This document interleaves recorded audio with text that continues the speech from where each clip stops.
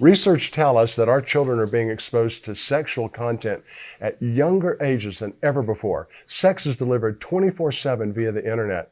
It seems almost impossible to protect our kids from this onslaught. How in the world can parents protect their children from false and alluring sexual images and teach them God's divine design for sex? We'll consider this on today's edition of Ask Dr. Walt. Today, our health includes our mind, our body, and our spirit.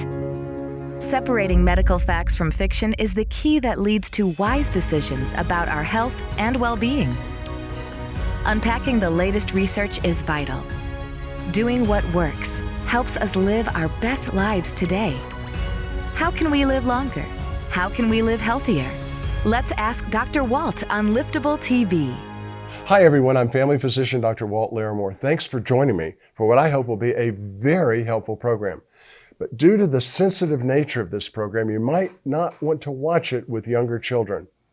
I want to introduce to you Lori Kirkendall, who's a Master of Public Health and the President and CEO of Medical Institute for Sexual Health. Lori, welcome to Ask Dr. Walt. Thank you, Dr. Walt. I'm so glad to be with you this afternoon. What a great topic. Thank you for having courage to take it on, right? Well, glad to have you, because you were supposed to be here a couple hours ago, but the plane got delayed and you haven't pulled your hair out. That's a really, really good sign.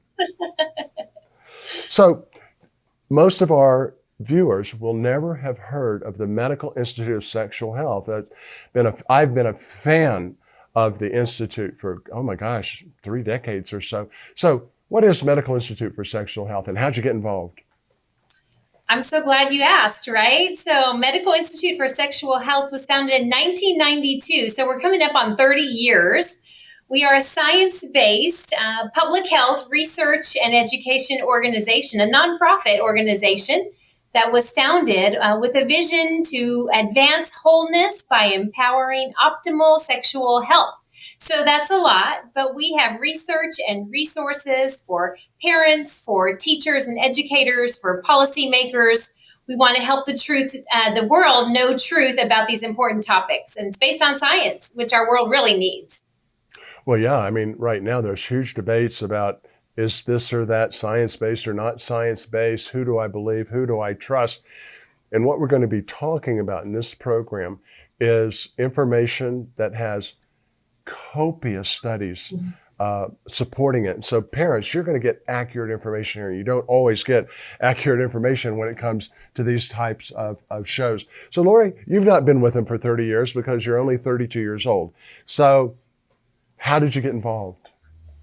Well, our founder, Dr. Joe McElhaney, your friend, a prominent OBGYN in the Austin, Texas area at the time, was moved to reach out into the world of prevention and education and found Medical Institute in 1992, left his practice full-time 3 years later to devote towards all of the research and experience that he had in his practice, really so many lives that were devastated by consequences around these topics of sexual health, that he wanted to get out ahead of it. He wanted to get out into prevention and bringing the good research and resources out to our world in a way that they could apply to their lives personally and professionally. So I met Dr. Joe in 1998. I was a prevention coordinator at a women's pregnancy center in the Houston, Texas area. We invited Dr. Joe to come in and do a presentation on sexually transmitted diseases, which have changed tremendously since that time. But he came and shared the good science that people weren't talking about at the time. He really pioneered the field, and we're glad to be a part of health education, as was my field and my education and training in, was to bring health education out in a way that people could really use. He subspecialized in infertility medicine, and so what he saw coming through his office, I remember him telling me this a long time ago, was the devastation of kids who were infertile because of sexually transmitted infections they didn't know about, they didn't know they could get, they didn't know how to prevent, they didn't know how to treat. And he's such a sensitive, sweet man. It just broke his heart. But what broke his heart even more was that many of our public health authorities weren't giving kids the truth. And that's your goal at Medical Institute of Sexual Health, isn't it? Yes, I think it's kids and young people. I think it's their parents. I think it's professionals and policymakers. There's so much misinformation around these topics, largely in the fallout of the sexual revolution of the last 50 years and kind of the resulting or attempts to solve those problems in ways that aren't based on science or aren't Well, based on what we call optimal health, the yeah, best, really. I'm sorry I'm interrupting because this really gets me upset. I was part of the Surgeon General's Commission on Sexual Health. Of the 30 commissioners, I would say roughly 26 claimed to be science-based and weren't. And Lori, those people, their goal was to indoctrinate children, parents into their belief systems based upon the sexual revolution. It was heartbreaking to me. It really is troubling to see how far off course we got in a hurry and over those decades. And perhaps it was those parents who maybe had experienced some things in a different world than the kids that are now exposed to in today's world. Mm-hmm. I think there's a lot of policy, sometimes economics that play into this, kind of different kinds of motivations. Our motivation is public health, and that's physical, mental, emotional, social, and spiritual health to really promote, as we say, advance wholeness and whole health for young people and their families that they will one day grow to have as well. Well, I want to emphasize that this is for the whole family. And as a family physician, that's a big deal for me. I have patients who'll say, well, I'm just a little bit uncomfortable talking about this. Why don't I wait till the kids get up into their teen years and then we can have the talk? I get the sense that's not the right way to go, is it? Unfortunately, technology, or today's technology, has really brought a lot of this messages and misinformation pressuring kids. They're exposed at such earlier years. And I kind of talk to parents about two different approaches. When they're young, you can isolate them to some degree. You can keep them safe. You can control where they go, what they see, what they watch, all of those things. But then we kind of have to shift our parenting into insulating them, preparing them to know the truth in a louder, stronger, more confident way than the lies they're going to hear in the world. Sometimes I set up a little scenario. Oh, go ahead. Sorry, Dr. Walt. No. Go ahead. I'm sorry to interrupt. No, I was just going to give a quick example. Sometimes we think we've sheltered our children in our homes, and yet the children they may be sitting next to at school or even at Sunday school may be exposed to a whole other set of information. I give a scenario where a little first grade girl has a 2-year-old brother, and they probably talk about Barney, or I think it's Dora the Explorer, or Peppa the Pig these days. But then she may be sitting next to a first grade girl who's got a 6th grade brother and an 8th grade brother. So think about what their conversations may be like in their home and the kinds of information that can be spread across that table at lunchtime or snack time. So they're going to be exposed, and we want them to hear from parents first what is true and be fortified in that truth. Yeah, I love that approach of empowering parents to not only protect and insulate their kids from aggressive outside harm that's 24/7, but also to inform them. We loved with Kate and Scott, we started talking with the kids about the God's design for sex when they were very, very young. And we wanted them to actually be lighthouses of good information. We wanted them to be able to bring anything they heard home, anything about any body part or any activity by anyone at any time in any way, so that we could talk about risks and about benefits, because we know at some point they're going to grow to the point where they have to make decisions. So that insulation by itself that many parents choose really doesn't necessarily protect them when they get on. And parents, stick with us because we're going to give you some actual practical tips here in just a little bit. But as far as general information, Lori, I think our parents need to understand that there are forces, there are people, there are organizations that are doing everything they can to falsely indoctrinate our kids. And that's available on the internet 24/7. Right. It starts with being aware of what they're hearing. And that starts with a relationship of open communication on a daily basis, 2 or 3 times a day basis, just sort of checking in. So I think there was a time we thought about the talk, kind of the atomic bomb approach of sit down at an awkward moment around 9 or 10 years old and lay it all out there, and then you're done, right? Check it off the list. But I talk about that conversation about passing on your values in this area is really relational. It happens on a day by day, being there to answer questions or perhaps respond to a news program or a family update that's come in. And then I also think about relational and then progressive. It's these little steps at a time, one step at a time, a little bit more, keeping in step with your child as they develop and are ready for more information on up through their adolescent years. I had a mom in the office maybe 3 or 4 weeks ago, and she said, well, I'm a little concerned about pushing my values and my belief in my kids. And I said, are you kidding me? Because there are people who actively want to push their values on your kids. They don't care about you. They want to sweep your kids away. Here's how I tell parents. Tell me what you think about this. I'll say, do you have a smartphone or a computer in your kid's room? Do they have that? Oh, yeah, of course they need that for communicating with other kids. They need it for homework. I say, there's almost nothing more dangerous than that. And they'll always look surprised. And I'll say, well, imagine this. Imagine it's a rainy night, 11 o'clock at night. It's all dark, lightning, thunder. There's a knock on your door.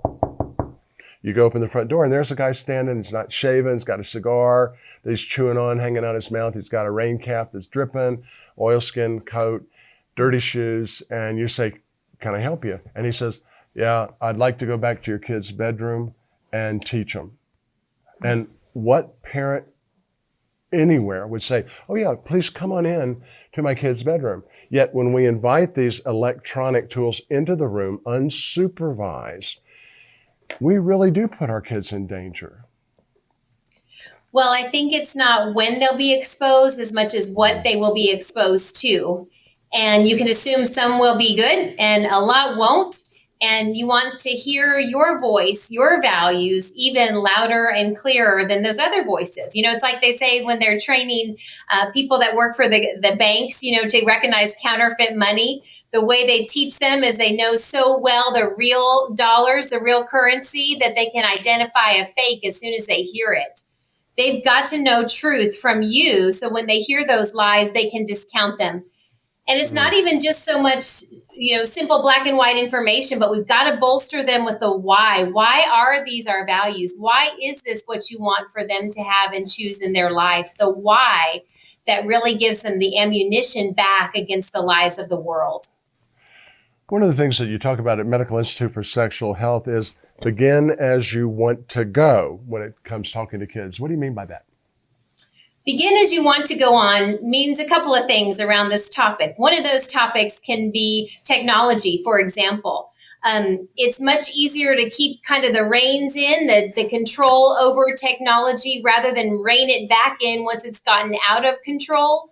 So, for example, if you don't want devices in the bedroom, which we recommend, then you would start that from the beginning ages, even if they're just watching, you know, little children's shows. Let's do that in a public area. It's easier to begin and keep in that reign and slowly broaden out as they've gotten maturity and independence that's shown that maturity. Another area, though, in this topic a lot is modesty. So, for example, do we run around the house naked? Well, I don't as an adult with my family. And so we wouldn't necessarily allow our littlest ones to do that much beyond those early years. Once they have some awareness about their nakedness and their private parts and such, then let's keep those in a way we would want to continue on up through childhood and adolescence. Same way with the things that we wear. Sometimes you see a little bathing suit for little girls and you think, oh, it's so cute, a little bikini with ruffles on it. Well, do you want her to wear that little bikini with ruffles when she's a fully developed 16-year-old? Those are some examples of being very intentional and beginning as you want to go on. Well, I like what you say at Medical Institute of Sexual Health. You say the brain is the most critical sex organ of all. Explain that. Well, what we think affects what we do and the choices that we make. And in this particular area, what we see affects what we think, which affects what we do. So we've got to be really careful what we're seeing as things that are true, or having filters in our brain to know what's not true from what we're seeing and hearing. Then the brain gets it right, then that impacts the behavior more likely. And there's so much, again, we've said misinformation and lies around this topic, really pressure from the world that comes to harm children and young people as they're growing on into their adolescence and into adulthood. So we want their brains to know that truth and apply that truth across a number of scenarios that they will encounter. Yeah, I emphasize, Barb and I emphasize with our kids dinner time. We tried to have dinner together at least 5 days a week. It didn't always work with a busy practice, but the studies are so clear that children, the more meals that a child has with their parent or parents, the better they do in a whole variety. Better they do in school, the better they do in decision making. And I think part of it is just that being able to talk, being able to question, letting them know you're open. Like when it comes to electronic devices in the public area, we required that for our kids. All of the electronic devices were kept in a public area, but so were ours. Barb and I weren't hypocrites. We didn't have electronic devices elsewhere. And our kids got more to the teenage years. Scott is my accountability partner. Kate is Barb's accountability partner. As they grow into adults, we want to grow with them. And I just think it's been very important to let them know they can talk about anything whenever they want. It's open and we can talk about what truth is. And that, I just think that makes a difference, don't you? Well, you spoke to relationships, and I think it's what we're seeing in this really connected technology-wise is really disconnected relationship-wise. Yeah. We crave connection. We crave to know and be known. And it's those relationships at home being strongest that, as you've said, are so protective across a number of risk areas. But they also keep us from, as the old song says, looking for love in all the wrong places, right? When that love tank is filled at home, they're less likely to go out into the world to try to find its counterfeit offer. So I think that's really, parents got to stay in the game. And it's not just so much you can do this, although we've got to encourage each other because this is a hard job. But you must do this in today's world. And towards the end, I'll give you some resources, parents, that'll be helpful for you. But you mentioned earlier that many of us have made mistakes in our sexual decision making when we were younger. And people who have made those mistakes are sometimes cautious about talking to their kids. How do you address that with those of us who have made mistakes? How do we talk to our kids about the mistakes we made? Well, there's two things I would say. One is it's a different world today. Sex is more dangerous today than it was perhaps a generation ago. But the other thing that I think needs to be heard even more so is simply the encouragement that there are a lot of things that parents learn to do, help their children learn to do better than they did themselves, right? That's kind of the whole beauty of one generation after another is passing on the mistakes, not just about sex, but lots of mistakes to help our children do better than we did, whether it's educationally or financially. Just take this forward-facing attitude with your children that will allow them to make the best decisions. It's okay to be honest with your mistakes to the degree that their maturity can handle. But there's also a part where you say, you know what? There are a lot of things I didn't do as well as I want you to, and I'm going to help you do them better because I learned the hard way, and we're going to do that together and stay in step relationally and progressively and all the things we said already. I love that. And the tsunami, the epidemic of kids who are being sexually abused, sometimes by people of trust, whether it's professional clerics or teachers or coaches or whatever. At what age should we begin talking to our kids about, because I remember Kate just trusted everyone, loved everyone, wanted to hug everyone. And there can be dangers to that. At what age do we begin to talk about our kids about safety and avoiding sexual abuse? Well, I think early on, there's a couple of things about appreciating our bodies. Our bodies are special. Our bodies are unique. Our bodies are valuable. And there are certain parts of our bodies, and really to just call them the place where your swimsuit covers or your private parts, that you don't have to get too technical too soon. I say use the right terms, but use them at the right time.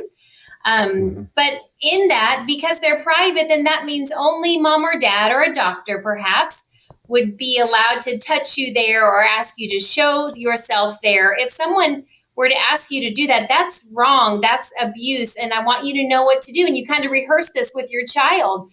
First thing you would do is say, stop and get away from that person. What they're doing is wrong to you. And second of all, most importantly, come and tell me. I want you to tell me so that we can get you help and not let that happen to you or anyone else again. So simple kinds of conversations like that would allow the child to know, hey, this isn't right. This is what mom and dad already talked to me about. And I know what I need to do about it if that situation were to arise. You can rehearse it. You can practice it. As a family doc, of course, I delivered, probably 4,000 babies in my career. And as they grew up, I had the privilege of caring for them. But whenever I would be doing their exams and we got to the genital area or to the breasts, I would always say, these are private. The only person who can see this is your mom and dad. And Dr. Walt will never look without your parents' permission, nor should anyone else. And I'd look over to the mom and they'd look at me like I'm crazy, like, you're the doctor. Of course you can do the hernia exam or whatever. I said, no, this is a very important lesson. So whether it's your doctor, your pastor, your coach, no one has a right to look or see this without your parents' permission. That's really good, Lord. Gosh, our time is just flying. I told people we would give them some hope and some help. And so I want to introduce them to what we're going to be talking about in our next program. You call them the K-12 standards for optimal sexual development. And there are people, when they start hearing about sex ed and sexual development and optimal sex, they just get the heebie-jeebies. Give us a brief introduction to this, and then let's come back to it in our next program. Sure. This new resource is Standards, which is what should be taught. For optimal sexual development, a big phrase we've introduced that's really about protecting physical, emotional, mental, social, and spiritual health of children. And it says K through 12, and you're like, oh no, we're teaching sex ed in kindergarten. But actually what it says is its subtitle is founded on positive character and healthy relationships. So this is setting a framework from kindergarten, which some schools are asking for, around character and relationships that then sets up for that positive, true, optimal sexual development content to come in those pre-puberty years as the children are growing. But it's intended to be a counter, an alternative to much of what's being done in a public school setting nationally. So we want to be an alternative voice for parents. So get a hold of it if you've got kids in public schools and really private and Christian and charter schools as well. So. Yeah, and I love that. It goes across all different schools. There must be, 200, 250 citations and references to the best science. So by laying that foundation of kindness and goodness and character and helpfulness, that all then builds into all the relationships. And Lori, you've not seen this program, but I emphasize what I call the 4 wheels of health: physical health, relational health, family health, emotional, mental health, and spiritual health. And they are intricately connected. And you guys do that in an age-appropriate fashion. As I've read through this, I can't see how any parent who loves their kids and is concerned about this topic wouldn't want to know how to begin to do this at home. Bravo. Yeah, I think it's a partnership. We're looking for parents first as the primary sex educators, but then how can we get good information to them at school as well? And then we need to work on policy with our government as well. So really working across the whole culture of what our kids are exposed to out in the big scary world. So let's empower them with the good stuff and the good friendships and relationships, right, Dr. Walt? What parent doesn't want to do that? So if people were interested in more information, how do they get it? So www.medinstitute.org is our website. And if you want to be an advanced student, you can go to newsexedstandards.org. Takes you straight to the standards Dr. Walt has referenced. So that's www.newsexedstandards.org. And both of them are at the bottom of the screen for folks. Lori, our time has just flown by. I can't wait till you come back and we talk more about help and hope for parents in this very disturbing and concerning area for them. Folks, we're here to help you and empower you. I can't wait till our next time. Lori Kirkendall, thank you so much for being here. Thank you. Have a great day. You bet. Well, before we close the show, I want to tell you about 3 books I've written to help faith-based parents introduce their children to information that is medically accurate and biblically sound about their young, growing, and changing bodies. The first is Lint Ball Leo's Not So Stupid Questions About Your Body. It's for boys aged 9 to 10. Second, for boys over age 10, there's the Ultimate Guy's Body Book, Not So Stupid Questions About Your Body. And third, for girls 10 or over, there's the Ultimate Girl's Body Book, Not So Silly Questions About Your Body. And I hope that those books will help parents and help kids. I also have 2 books for parents to help you raise your child physically, emotionally, relationally, and spiritually. The first is God's Design for the Highly Healthy Child, and then God's Design for the Highly Healthy Teen. And you can find all my books at drwalt.com. Just click on the Books tab.